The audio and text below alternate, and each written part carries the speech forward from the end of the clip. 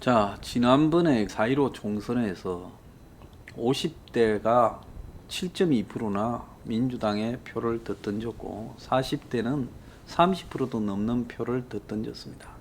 20대, 10대도 30대도 격차가 컸죠. 이러다 보니까 60대 이상이 80% 표를 찍으러 가도 진 겁니다. 그리고 그때 누가 보더라도 더불어 거수기당이 이길 그런 상황은 아니었습니다. 얼마나 찌냐냐만 문제였지요. 근데 지금 부정선거를 입에 달고 있는 사람들이 있는데요. 자, 여기에서 저는 미국의 트럼프 현상에 대해서 부정하지 않습니다. 다들 그런 걸 모를 때 미국의 포퓰리즘이 지금 극심해졌다.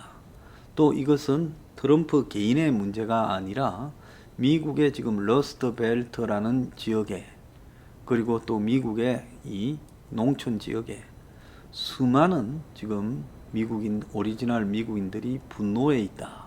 이런 부분들이 그 원인이다라고 이야기를 했습니다. 자, 그 넷플릭스에 최근에 이제 JD 벤스라는 미국의 실리콘밸리의 사업가가 성공한 사람이 있는데, 이 사람이 해고록을 하나 쓴 게 있어요. 힐빌리의 노래라고요. 그래서 곧 이제 미국에 아마 한국에도 개봉이 되고 곧 아마 넷플릭스에도 개봉이 될 건데요. 이 해고록의 배경이, 미국 같으면 백인 남성은 다 지배계급이라고 생각하는데 와스프, 즉 백인이고 앵글로색슨에 속하고 신교도고 이런 사람이 와스프인데, 이게 백인 미국의 주류 계급을 상징했는데, 이것보다 이제 이 계급이 낮은 하층 백인들이 있을 거 아닙니까? 와스프는 맞지요. 근데 와스프는 맞는데 하층 백인이 있다는 겁니다. 그런 사람을 이 조롱하는 말로 힐빌리, 레드넥이라고 이렇게 불렀어요. 힐빌리라고 이야기하면 상구석 촌놈이라는 거고, 레드넥이라는 거는 목이 빨간 놈 아니겠습니까? 그러니까 노가다 하니까 많이 타서 목이 빨간 사람, 이렇게 불렀지요. 그래서 백인 지배계급은 그 하류층 백인들을 화이트 트래시, 하얀 쓰레기라고 불렀습니다. 그래서 이게 지금 힐빌리라는 노래라는 영화 속에 이 백인 그 하류 계급, 하층 계급과 그 상층 간의 양극화 문제를 다루고 있어요. 그래서 에팔레치아 산맥 인근의 공업지대가 러스트벨트, 녹슨 공업지대로 바뀌고 공동체는 붕괴되고 사회 안전망은 사라지고 이제 뒤처진 사람들, 약물에 중독된 사람, 장애가 있는 사람들만 남고, 그러면서 이제 뭔가 도시로 나가려고 하는 그 산골짝 촌놈 젊은 사람들을 붙들고 있는 그런 부분을 갖다가 이야기를 하면서, 그래도 그들의 따뜻한 공동체가 한마디로 사회는 그들을 혐오하지만은 유지시켰다. 이들을 무너지지 않게 유지시켰다라고 이야기를 하면서 가난이 가풍이었다. 미국인들은 힐빌리, 레드넥, 그리고 화이트 트래시라고 부르지만은 나는 이들을 이웃, 친구, 가족이라고 부른다고 이 해고록의 작가 제이디 벤스는 그렇게 말을 했습니다. 이 제2, 제3의 트럼프가 트럼프 현상의 실체가 있고 이번에도 7,300만 표를 넘기면서 확인이 됐어요. 트럼프는 뭐 자기가 다시 14년에 나오니 이러면서 이번 소송이 부정선거니 하고 큰 소리를 쳤지만은 선거 불복에 관해서 트럼프의 소송 30건이 다 기각 철회가 되고 있고, 펜실바니아, 미시간, 조지아, 애리조나 등에서도 지금 차례대로 밀려가고 있습니다. 조지아주는 개표 결과 바이든이라고 20일 날 재개표 결과 이 승리를 확정했고, 애리조나 주의 최대 카운티에서도 바이든이 승리했다고 확정했고, 미시간 주에서는 공화당이 개표 인정에는 우린 개입하지 않겠다 했고, 펜실바니아 주도 법원이 개표 인정 연기 소송을 기각했습니다. 그래서 트럼프가 지금 퇴임을 겉으로만 떠들지 속으로는 준비하고 있고 조만간 2024년 대선에 출마하겠다 이렇게 하고 있는데, 트럼프가 그런 미련을 가지고 있는 이유 중에 대부분이 미국이 이번 선거를 통해서 미국 내부의 사회상이 확실히 드러났다는 겁니다. 그래서 미국은 각주는 하나의 나라라 이렇게 지금 나오고 있는데요. 이 주별로 지금 너무나 지금 형편이 다르다는 겁니다. 그래서 미국이 독립 이후에 18세기 사고방식을 가지고 지금까지 끌고 왔지만은 하나의 나라로 이게 지금 한계에 이르렀다라는 부분입니다. 자, 그래서 미국에 누가 대통령이 되어도 바이든뿐만 아니라 끌고 나가기가 어려운 상황으로 가고 있다는 거고요. 그래서 미국 안에서 보면 평생 자기 주를 떠나지 않고 한 주에만 살았던 사람이 과반수가 넘을 정도로 많습니다. 이 민주당 지지자였던 할아버지, 아버지를 따라서 공장 노동자로 살던 사람들이 갑자기 공장이 없어지고 중국으로 멕시코로 다 옮기고 제조업이 쇠퇴하고 그 다음에 금융이 세계화되고 그 다음에 IT 발달에 따라서 사람들은 다 뉴욕으로 가거나 시애틀이나 뭐 LA나 샌프란시스코 실리콘밸리로 가버렸어요. 바닷가로 가버렸어요. 그러니까 중간에 그 큰 공업지대가 다 텅 비어버렸고 좋은 대학도 거기고 좋은 회사도 거기고 좋은 일자리도 이 미국의 해안변에 자리 잡아버렸고 중간에 있는 미국의 전통전 오래된 제조업 공장지대가 다 비어버렸고 여기에는 이제 황폐화가 기본적으로 그 사회의 시스템이 되는 겁니다. 근데 내가 대대로 살아오던 지역의 사회적 뿌리가 다 뽑혀가는데 누구도 이걸 설명을 하거나 해석을 해주지 않는다. 그런데 트럼프가 이걸 설명을 해준다는 거예요. 중국놈 때문이다. 이게 다 이민자 때문이다. 이러면서 사회 불만을 불을 붙인 겁니다. 그래서 미국의 이번에 대선을 보더라도 양쪽 옆은 파랗고 가운데는 빨갛고 하는 부분이 나타나지 않습니까? 그래서 이 북부 러스트벨트 지역이나 또 중남부 농업지대에서는 뭐 공화당이 야성이에요. 8대2, 7대3이 기본이에요. 트럼프 표가요. 자, 그런데 거기는 인구가 적고 그러니까 하원의 의석이 적으니까 미국의 선거인단은 결국 상원 의석과 하원 의석을 합친 건데 양쪽 해안가에 있는 주들은 하원 의석이 많은 인구가 많은 주예요. 그런데 미국에 인구가 100만 안 되는 주도 있고요. 오클라호마도 80만이 안 될 거예요. 그 다음에 네바다 같은 것도 170만 밖에 안 돼요. 그러니까 그런 와이오밍 그렇습니다. 와이오밍도 아주 작고 그러니까 이런 주들 그런 주들은 인구가 기본적으로 작기 때문에 트럼프 표밭이어 봤자 선거인단 숫자가 얼마 안 되죠. 그래서 미국의 대도시 LA, 샌프란시스코, 시애틀, 포틀랜드 그리고 또 저쪽에는 뉴욕 같은 이 대도시들이 보스턴 같은 이런 대도시들이 다 중간에 있는 소도시를 눌렀는데 힘으로 눌렀지만은 왜냐하면 트럼프가 되는 걸 막아야 되겠다고 대도시가 워낙 투표를 많이 해서 소도시가 인구가 작으니까 진 거지요.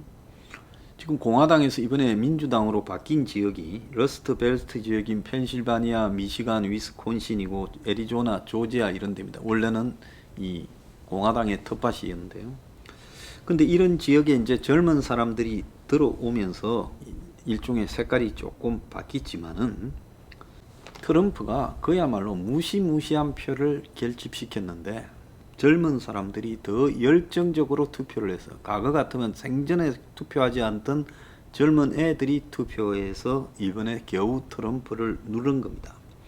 자, 농촌 지역에서 트럼프가 33%가 많았고 4년 전에 비해서 민주공화당의 격차가 1포인트가 더 커졌습니다.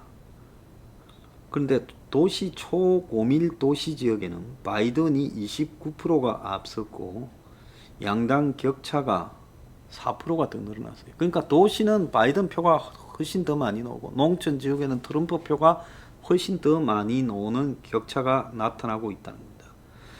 그래서 현재 트럼프가 붙들고 있는 이 러스트벨트 지역이나 중서부, 남부 이 농촌 지역의 분노한 표들이 쪽수 싸움에서 이 동원역에서 진 겁니다.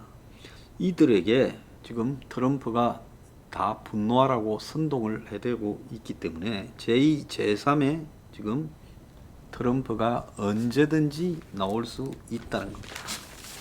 근데 이 사회적으로 소외된, 경제적으로 소외된 사람들이 선동에 홀려서 묻지마 팬덤으로 트럼피즘이라고 하는 일종의 사회적 현상을 집단 광기적으로 끌고 가고 있어요.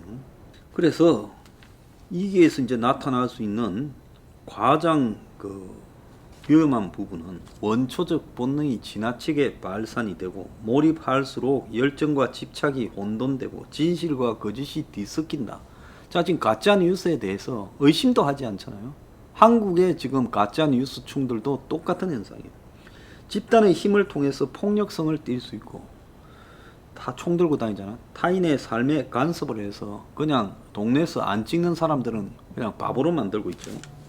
그래서 이들은 트럼프의 반사회적인 행동, 온갖 무슨 이 협잡적인 이런 사기 행각, 기업을 하면서 또 여성에 대한 성추행, 성폭행 이런 부분들에 대해서도 그냥 관계없이 비리도 불구하고 스타 지지하듯이 하고 트럼프가 그들의 억압된 욕망에 대해서 해소해 줄 거라고 대리 해소 심리를 가지는 겁니다.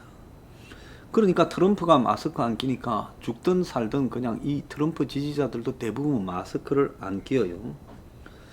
그래서 대중의 이 환호가 권력자의 과대망상을 부추기면서 지금 미국이 그야말로 이 히틀러를 지지하던 1930년대의 독일 국민들처럼 가고 있는 겁니다.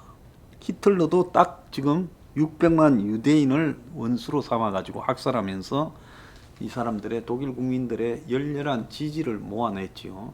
그거는 1차 대전의 패배로서 독일의 국민들이 억눌려 있던 거. 그 다음에 독일에서 경제적으로 엄청나게 어려운 상황이 1차 대전의 배상금 등으로 나오는 거. 이런 부분을 히틀러가 불을 질렀어요. 또 독일의 1920년대 중반에 독일은 일찌감치 공황이 왔지요. 이런 부분들을 다 히틀러가 불을 질러가지고 그걸 지금 끌어내서 이용을 하고 있는 겁니다. 자, 그런데 이런 트럼프와 히틀러의 집단 광기가 한국에는 없느냐? 한국에는 저는 대깨문과 숫골에서 이런 집단 광기가 나타나고 있다고 봅니다. 근데 대깨문의 집단 광기는 그야말로 집권할 수 있는 어떤 갈라치기 전략으로서 나오는 부분이라고 보면 이 숫골 쪽에 나타나는 집단 광기는 어떻게 위험하냐? 이거는 패배한 자들의 일종의 자기 위안으로서 지금 집단 광기 정세를 보이고 있어요. 그래서 미국의 지금 소외받은 자들이, 백인들이 트럼프를 지지했듯이 한국의 이 서민 보수들이 지금 숫골화되어 가면서 일부가요. 또 나이도 많은 60대 이상 서민 보수들이기 때문에 이 부분은 굉장히 숫자적으로도 많지가 않습니다. 미국의 트럼프를 지지하는 힐빌리라든지 레드넥이라든지 화이트 트래시라든지 이런 사람들은 숫자가 광범위하게 많고 젊은 사람도 많아요. 그렇기 때문에 이번에는 졌지만은 다음에 한번 또 해보자고 기회를 노리고 있어요. 그렇지만 한국의 숫골들은 이제는 쇠락해 가는 사람들이에요. 60대 이상, 70대. 그것도 이념적으로 숫골. 그래서 몇십만 안 되는 이런 사람들을 놓고 지금 이 보수판에서 유튜브 경쟁이 벌어지고 그 사람들의 돈을 빨아내고 이러면서 한마디로 보수 진영을 황폐해가고 있고 나머지 젊은 사람들은 이 보수판에서 빠져나가고 있고 그래서 보수의 지금 전체적인 지형이 무너져 가고 있다는 걸 모르고 있는 겁니다. 그래서 이 숫골 세계에서 벗어나서 객관적으로 이 세상을 바라보면 자기들이 말을 하고 있는 트럼프가 미국 대선에 이겨서 복귀할 거란 말이 트럼프 본인조차도 이제 골프나 치면서 시간 때우고 애미기는 척 하다가 적당히 그냥 바이든 짐에 물러나는 식으로 하고 자기는 여기서 빠지면 죽으니까 그냥 소송 내니 2024년 나오니 쇼하는 겁니다. 그건 트럼프 개인의 이해관계예요. 트럼프가 무슨 미국의 화이트 트래시라는 사람들에 대해서 눈꽃만큼의 애정이라도 있거나 그들을 뭐 정말로 잘 살게 만들겠다라는 그런 신념이 있다. 나는 없다고 봅니다. 그러니까 트럼프 쓰레기라고 나는 보는 겁니다. 그런데 미국인도 아닌 한국인들 중에 또 일부 교민 중에 저 트럼프의 신같이 모시는 이런 현상이라는 거는 이거는요. 굉장히 정치가 태형적으로 갈 때 마지막에 나타나는 유사 종교화되는 모습이라고 보고 이것은 보수 진영 전체의 그야말로 암적인 존재로 되어가고 있는 부분이라 생각합니다.